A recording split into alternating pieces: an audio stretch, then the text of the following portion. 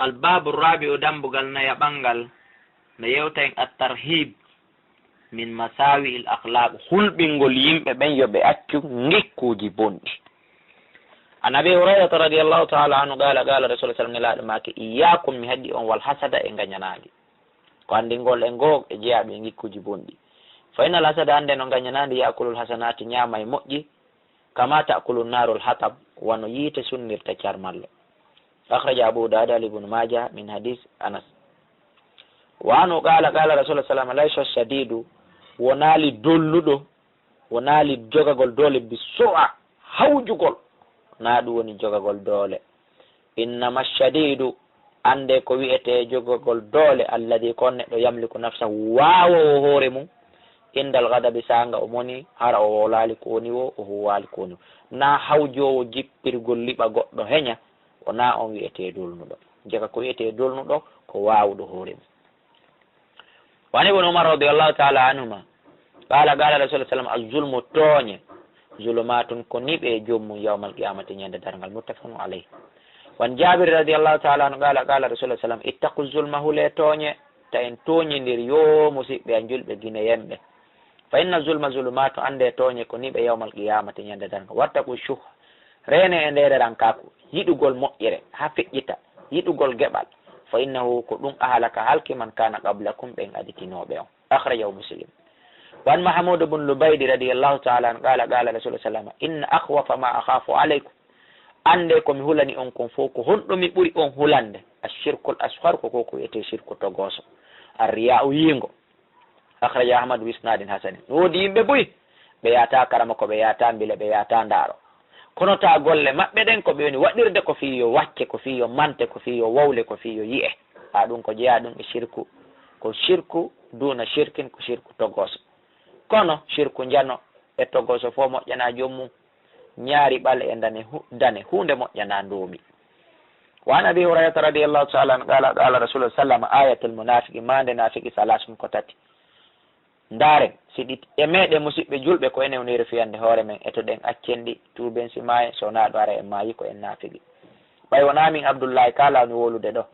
ko annabiyu sallllahu alayhi wa sallam min abdoullahi kalami fillitotoɗi mandeji ɗin tati goho ida haddata so yewti kadaba o fenade ko jeeya ɗum e mande naafigi wa ida wahada so fodi ahlafa o lundo so fodi o huwata ɗum ko jeeyaɗi e mande naafigi wa ida tumina khana so hoolama o janfo ɗum ko jeeya ɗum e mande naafigi ko ñelo hoola lagine halfina ministére la yaagal halfina banque central halfina président de seni yaagal halfina président de cour suprême yaagal dari jampi halfina président de la république yaagal ngelo halfina nayi yo aynu ka wuro ka burure wujja janfo ngelo aynina santier wujja ɗon tolwal janfo wujja tolwal ma saka sima e ko nandita tay ɗum ngelo aynina magasin suuɗi donku nder to musidɓe julɓe ngelo e apparantiɓe woni suuɗude transport woni suuɗude donkoy woni suuɗude dolle passageɓe ma suuɗa transport ji métere maɓɓe awa watten yiili ko ngelo wona naɓanede nawnuɓe jam fo winda ordonnance fi tun intérêt mum ko ngelo woni janfade jannugol muttafaqun alayhi wala huma min hadith abdullah ibn umar radiyallahu ta'ala anhuma wa ida ino tonna yaɓum nokku goo e riwaya ko ƴetta abdullah ibn umar wonde wa ida khasama so yeddondirama tun kadi gokkunni kanko fajara o yennay kisan o ñaaɗay o hoyna ɗum kadi ko jeeya ɗum e mande naafigi kala mo ɗiɗo nayi woni e mum yo andu aray ko naafigijo 100%. kala mo gootu woni e mum aray ko naafigijo 25%. kala mo ɗiɗo e woni e mum ko naafigijo 50% yo e tolaɓa o yiwa e mum. wana ibnu mas'udi radiallahu taala an qala rasulullah sallam sibabul muslimi yennugol julɗo fusugun ko fasigi yagal sa dariki a hoyni julɗo e hoore tooñe hara a woni fasigi wagitalu wuri piigol mo tode ɗum kufurungol ko watta e ɗum goɗɗo keferankako fi kala jomiraɓe gande ɓen no inni alfusuku huna fusuku duna fusukin wal kufru huna kufru duna kufrin kono yala feññinande ɗum enen jama'u muttafaqun alayhi. wan abi hurairata radiallahu taala an qala rasul sallam iyakum mi haɗi on wa zanna e sikkitagol goɗɗo fa inna zanna no sikke akdaba al hadith fenna yewtere ko ɓuri ko muttafaqun alayhi. wa an mughil ibn yasari radiallahu taala an qala o wi samitu rasulallah sallallahu sallam yaqul ma min abdin ala e gorko yastar'ihi llahu mo Allah ayninta ra'iyatan gaynateri yamutu o maaya yawma yamutu ñande o maayi wawara kanko washun ko jampinoɗo li ra'iyati e gaynateri ko ayninakon illa harrama allahu alayhi aljanna sowona Allah haraminanaymo natugol aljanna awayo musidɓe angine yemɓe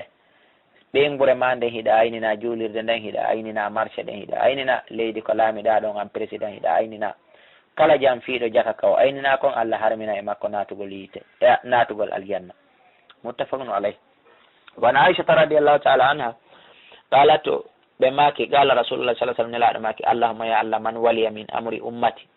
kala halfinaɗo fiyake moftan ɗen chey en goɗɗum fashaɓɓa alayhim o sattinani ɓe fasquhu alayhi sattinanmo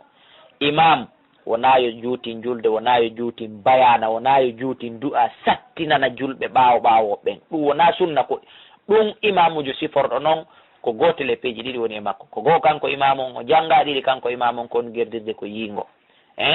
juutingol julde ko goo o ala gandal o andana ko hani ɗiɗi ko yingo woni warrude fiye yimɓe ɓe wimo hunjoy boy ko wana noon ka du'a ko wana noon ka bayan lanɗo wata sattinan lamateri mum ndi père de famille wata o sattinan ɓeygure makko nden ndendanangal kala sattinɗo ɓe woni ɓen e hoore mum sattinan ɗoɓe nelaɗum huɗimo yo Allah sattinanmo kanko kadi akhrijahu muslim wa nabi hurayrata radiallahu taala an qala qala rasul sallam ida qatala ahadukum si goɗɗo e moɗon e piyay ɓeygu mum ma ɓiɗɗo mum piggal sunna ma almudo mum fal yejitani bil wajha yo woɗɗi to yeeso ngon piyatake enen noon ko yaawi kon ko pobanto tertoɗen ɗum yeeso ngon memetake muttafaqun alayhi wano ƴettama makko anna rajulan qala ya rasulallah awsini wasiyolan qala nelaɗo maki la tagdabu wa ta mono ta wonu aden monotoɗo seytinowo faradda miraran o fillini laabi tati o nelaɗo wasiyolan komi huwa nelaɗo maka la tagdab o ara ka ɗo ena nelaɗo wasiyolan nelaɗo maka la tagdab ha timni laabi boy akhrija al-Bukhari ko anndingol e monagol hiɓɓo ɗum ko golle iblisa goɗɗo nayon monotoɗo wano khawlata al ansariyata radiallahu taala ana qalat ɓe make qala rasulullah nelaɗo sallah sallam make inna rijalan ande no worɓe yatakhawwaduna hiɓe jumpa fi malillahi e jawdi allah nde min gayri haqqin ko alda e gonga ha ɓeno ñaama jawle yimɓe ɓen ñaama jawle allah ɗen falaw mum nar no waɗani ɓeele yiita yowmal qiyamati ñande dargal hayso ɓe heɓatange ka aduna ɗo hayso ka aduna ɗo koye otoje climatisé cuuɗi climatisé ɓe woni akhrija al-Bukhari وعن أبي ذر رضي الله تعالى عن النبي قال يتنبأ صلى الله عليه وسلم فيما يرويه عن ربه كوفي اللي إجاجو مكو كدوية حديث القدسي قال لدال يا عبادي كونوا جيابا إني محرمت الظلم محرمني توني على نفسي دهوريا وجعلتم وديد بينكم حقا محرما حرموده فلا تظالموا يندي وتون توني دير أخرجه مسلم وعن أبي هريرة رضي الله تعالى عنه أن رسول الله صلى الله عليه وسلم قال لا ماكي أتدرون ما الغيبة دو عندي كوية نيوري قالوا بإن الله ورسوله أعلم كالله نلا دم أري أندود قال نلا ماكي ذكرك أخاك كون جانتو دا إند مسجد ما بما يكره كمتا تامو باو ماكو كوية نيوري قال قلت إن نلا أفرأيت يتين إن كان صلاتك إن في أخيه إن مسجد ما أقولكم ويكم قال نلا ماكي إن كان في صلاتك ما تقولكم ويداكم فقد اغتبته ولا ينيم كوية نيوري نو وإن لم يكن في ستيك ولاكم على مكة دون في نيوري فقد بحثته haray ɗon a toñimo a waɗi buhtan e makko akhrajahu muslim wano qala rasulullah sallam nelaɗo maki la tahasadu wata on añidir onon ɓe julɓe wala tanajashu wata on jamfodir wala tabagadu wata on monodiran wala tadabaru wata on huccidiran coupo relation wala yabi badukum ala bayi bad wata goɗɗo emo yewi e ngeygu goɗɗo bimana wata on ballodir wakunu woni ibadallahi ikhwana jiyaɓe allah nena gotoɓe ko ɗum woni komi ɗaɓɓiri on ko ɗum dina kan ɗaɓɓiri on nanen ɗum enen guine yemɓe almuslimu julɗo akhul muslim ko nene goto julɗo kala kaw iwri foti ko pullo foti ko maninkajo foti ko chinoisajo foti ko sosojo foti ko espagnol jo la zulimu wataw toñumo ko satti o wala yahdulu wataw hoynumo wala yahaqiruhu wataw yawitomo attaqwa kulol allah ngol ha huna ko ɗo way shiru nelaɗo sappi ila sadiri fade ɓernde maɓɓe nen salasa marrati laabi tati bi hasbi imri in yoni do neɗɗo mina sharri immorde bone ko gaynanamo naɓa mo yiite an yahaqira hawol muslima nde o yawitoto siɗɗo makko julɗo yonimo bone kullul muslimi kala julɗo ala muslimi e dow julɗo haramu no harmi demo ƴiƴam makko ɗa wa maalu e jawdi makko ni wa ertu e teddungal makko ngal akhrajahu muslim wan qettebata ibnu malik radiallahu taala an qala kana rasulullah sallam nelaɗo laatike yaqul ɓe ma kayno allahuma ya allah jannibini woɗɗintina munkiratil akhlaqi e ngikkuji añaaɗi ɗin wal amali e golleeli añaaɗi ɗin wal ahwa'i e faaleji añaaɗi ɗin wal adwa'i e ko wiyete adwa'i konko wiyete adwa'i ɗum kadi ko jeeya ɗum e ngikkuji bonɗi wa hiya jam'u da'in wawal marad bi mana ko ñabbeeli ɗillegoy mi torkema dandan wal adwa'i e ñabbeeli ɗin dandan gastrite typhoïde cancer to e to nelaɗo no molotono Allah e façon ñabbeeli ɗin akhrija tirmidhi wa sahul hakim wa lafsu lahu wa ibn abbas radiyallahu ta'ala anhuma qala rasul sallam la tumari akhaka ta sikkito musidɗo ma wala to masi wota ɓiƴumo wala ta'iduhu wota fodumo maw'idan fodore fatukli fawlundoɗamo akhrija tirmidhi bi sanadin da'ifin hadise wulure temeɗɗe joyi 1500 ila fuɗɗide deftere nden wa nabi sa'idin al-khudri radiyallahu ta'ala anhu qala rasul sallam khaslatani peji ɗiɗi la tajtami'ani fi mu'minin ɗin wata hawtodirde ɓernde gomɗinɗo de albukulu nguddam wa su'ul khuluqi e bonugol ngikku ɗisi woni e nder ɓernde neɗɗo gomɗinɗo araynawo gomɗinɗo hande kadi akhrija tirmidhi wa fi sanadi da'af wa nabi hurairata radiyallahu ta'ala anhu qala rasul sallam almustabbani yennidiroɓe ɗiɗo hoynidiroɓe ma ɗaala kala ko ɓe woli ɓe yennidiri fa alal baadi'i bakkatu hoydeji ɗi hino fawi e adiɗo yennude on sarti malam yatadil mazlum en tant que toñaɗon kadi jaggitali yetti ɓeyditi en tant que o yettoton embere ko wiya kon bakkatu ko yettoto kon e bakkatu yennuɗon ko yenta kon fof koye hoore o ɗaɓɓutuɗo woni akhrijahu muslim ko andigol e goɗɗo hoynata musidɓe julɓe wa nabi sawmata radiyallahu ta'ala anhu qala rasulullah sallam nelaɗo Allah maki man darra musliman kala lorruɗo julɗo darrahu llahu Allah lorraymo lorra ma kan noon ronka battinde jungo julɗon kono lorra Allah kan e hoore ma ɗum ɗon battina e sikki Allah wa man shaqqa musliman kala sattinanɗo julɗo shaqqa Allahu alayhi Allah sattinanaymo akhrija Abu Dawud at-Tirmidhi wa hasan wa nabi darda radiyallahu ta'ala anhu qala rasulullah sallam inna Allah yubghidul fahisha himo monano fahishiyagal albadi'a jasuɗum waɗo fahisiya fa awase yagal legoy ko wiyete fasha ko kala ko boni kala ko ñiddi albadi'a ko wiyete albadi'a ko kala hunde bonde jasude ko tata qur'an e sunna hino kondani ay alkalamil qabi halaji bonɗi ko wiyete albadi'a Allah no monano ɗum akhrija tirmidhi wa sahaha walahu min hadith ibn mas'ud radiyallahu ta'ala anhu rafa'ahu laysa almu'min wonali gomɗinɗo bitta'ani yuwowo goɗɗo bi mana dekonowo e goɗɗo walal la'an wona huɗowo walal fasha wona waɗo fashan ka walal badi wona wolo haalaji bonɗi oɗo hayso ko yulɗo kono na gomɗinɗo few wa hasana wa sahahul hakim wala jadara ɓotumi waqfahu wan aishata radiyallahu ta'ala anha qala rasulullah sallam la tasubbul amwata taw yennu mayɓe ɓen fure yenne taake mo maayi kala ko huwilanni faynum kamɓe kad afta gomɗiɓe wontidi ɓe lelodi ila ma gaddamu ko ɓe ardinno ko hiɓe soñude fewno ɗon yarteɓe akhrija al-Bukhari وعن حذيفة رضي الله تعالى عنه قال رسول الله صلى الله عليه وسلم لا يدخل الجنة ناتا الجنة قطات ودندرو أي النمام ودندرو ناتا الجنة متفق عليه وعن أنس رضي الله تعالى عنه قال رسول الله صلى الله عليه وسلم من كف غضبه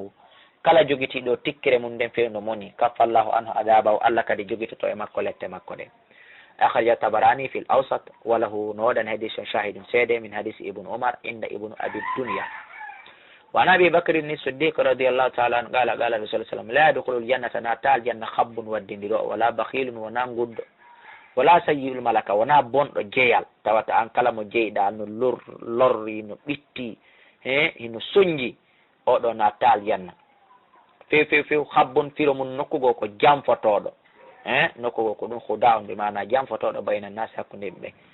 أو ناتا الجنة يلا دن سفر غنو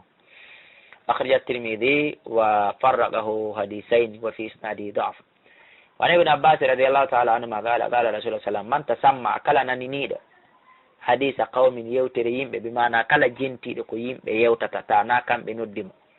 وهم كم له ونندمو كارهون هيبه أنيكو وني نندكم سب يبويت في أذنيه كنوبي مكو الآنك سلا يوم القيامة يند دانغال سبو كو جنتي كو بيوتتا كونتاي نا ولا يعني الرصاص mana siman sila akhrij al-Bukhari ko wana non kadi kala arestirɗo yewtere yimɓe tawata kaɓe yewtata ɗon ɓe yiɗano yo o nanu ɓe yiɗa yo o tawe o immina agent secret ya arestira ko ɓe yewtata kon ton artira yewtere nden o jento o nana sila yuppoyte ka noppi makko ñande dargal o yeddi Allah. wan Anas radiallahu taala anu qala rasulullah sallam tuuba malal wodani liman shagalaw ommo maapini ɗum aybuhu ayibeji makko ɗin ta ko ɗum maapinimo an uyubi nasi ga ayibeji yimɓe ɓen.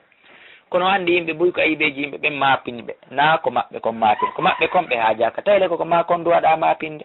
goɗɗo ko mari bakkat ko ɗi ɗuuɗi woɗi naɗatama yiite ko bakkat o e ma fanɗu koye naada ma yiite sa tuubali. akhrajahu al-Bazzar bi isnadin hasanin. wonen joƴuɓe dey musidɓe julɓe wonen finuɓe. فعن ابن عمر رضي الله تعالى عنهما قال رسول الله صلى الله عليه وسلم من تعاظم في نفسه كلا مونين تنيدو كان در وونكي مكو فامني كو تددو واختال وبونغي في مشيتي اندر ياد مكو لقي الله هوري الله وهو الله عليه دو مكو غضبان نمونا نيمو أخرجه الحاكم ورجال وربي حديث ثقات كهول هذا.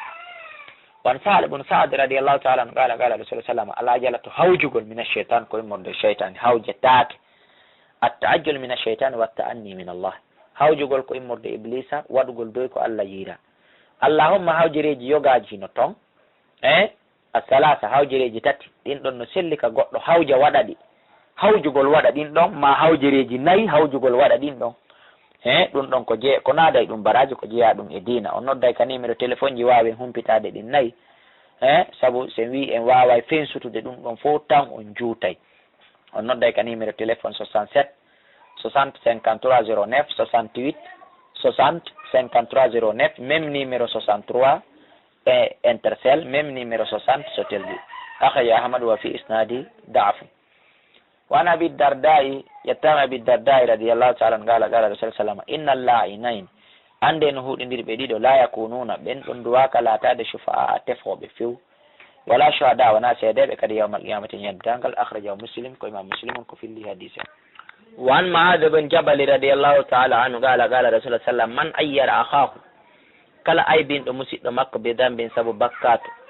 lam yamutu o mayata kankadi hatta ya'malahu ha o golla sifa mum. andi golle goɗɗo duwaka ay binde goɗɗo. akhraja Tirmidhi wa hasanahu wa sanaduhu munqati'un. wa an Bahz ibn Hakim an abihi an jaddihi radiyallahu ta'ala anhu qala rasulullah sallallahu alaihi wasallam waylun bone woɗani lilladhi wonande o yuhaddithu mono yewta fa yakdibu o pena jooɗo yewta penale tun li yudhika bihi alqawma fi jalingol yimɓe ɓen elaɗo maki bone wodani o wa waylul lahu bone wodani o ɗimmum summa waylul lahu lefti bone wodani on jooɗo hakkunde mi nano mawɓe kono wiya nunde kaari ñande ko gonga ko bonoru ndu wi gonga ko sahide nde wi jooɗo yewta hara mo andi ko penale ko fi jalnugol jama o bone wodani o yo Allah dande. akhrajahu salasatu wa isnaduhu qawiyyun. وعن أنس رضي الله تعالى عنه عن النبي صلى الله عليه وسلم قال كفارة من اغتبته كفارة أم نيودا أن تستغفر له كنت تران تدام الله يافيه كدوني كفارة. رواه الحارث بن أبي أسامة بإسناد ضعيف. وعن عائشة رضي الله تعالى عنها قالت قال رسول الله صلى الله عليه وسلم أبغض الرجال كبري tikkanede monanede e worɓe ɓen fof ila Allah kala aladul khisam al aladul khasi